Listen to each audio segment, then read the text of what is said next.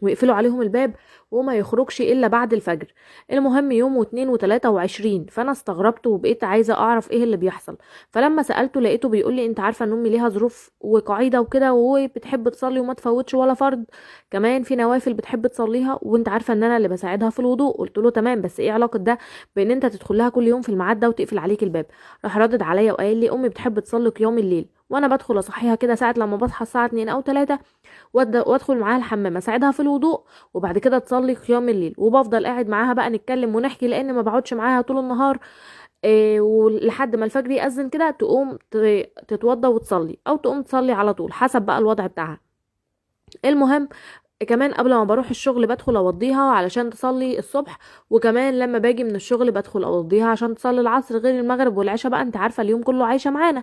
رحت قايله له طب انت ليه ما قلتليش على حاجه زي ديت وانا اللي اعملها لها، بدل ما انت تتعب نفسك فيها، هي يعني مش